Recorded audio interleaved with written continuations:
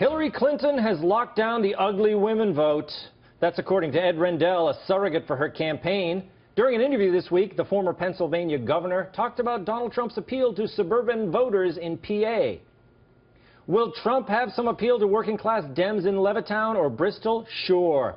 For every one, he'll lose 1.5 to Republican women.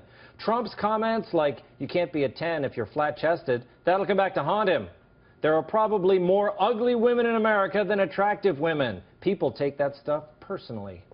Joe, look. He doesn't like the uglies. What's the matter with that? Ed Rendell, shout out to the ladies from Ed Rendell. I think he just wrote an ad for Trump where Trump's going to be able to say only the best-looking people vote for me. Yes. If he's implying that those... It just goes to show you what the Democrats think of the voters. He's referring to the blue-collar voters. And not only are you working class, you're ugly, too. So take that. That's it. I mean, he's playing right into Trump's, persona, isn't he? Mad, make America attractive again. It is Pennsylvania, so I mean, there's only so high that ceiling is going to go. Oh, my God.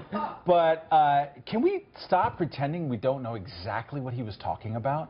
What he was saying, and in his terribly inartful, purely Ed Rendell, Chris Matthews Jr. type of way, what he was saying is that Donald Trump, the way that he talks about women, sort of fetishizing their looks and this kind of stuff, is going to piss off women who aren't knockout East Bloc babes.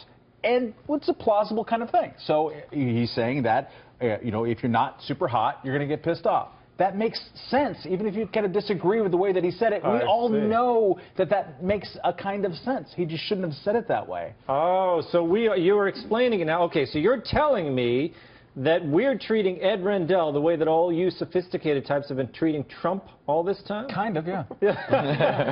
Well, Sam, why didn't he put a number on it? Why didn't he say there are more 5s in this country than 6s? Well, the logic doesn't even make sense. Like, I get that that point is true, but that would mean that somebody would have to admit that they were one of the ugly ones. And I think that most people would not admit that I'm not a 10 like this. That now all the 5s that think they're 9s are going to vote for Trump. And even more so now, I think. Yeah. That's it, Joanne. You think that's it? Oh, yeah. It's aspirational? I definitely agree with that. But also, I mean, I never go to a voting booth and I say, I'm feeling really ugly today. That might affect my vote. Yeah. I like to think that his comments, would have some bearing, but there's a lot more to voting for a person than just, a flippant comment that they make. The thing about Rendell is he is an Eagles fan. It explains everything. Wow. That's why he talks like that. And for you kind Eagles fans out there, I apologize. But I've met many who are not. You think they're unpleasant? Yep. Just the Eagles, or is it just the Philadelphia in general? There's something about the Eagles. I don't know. Yeah. Okay, so they booed Santa.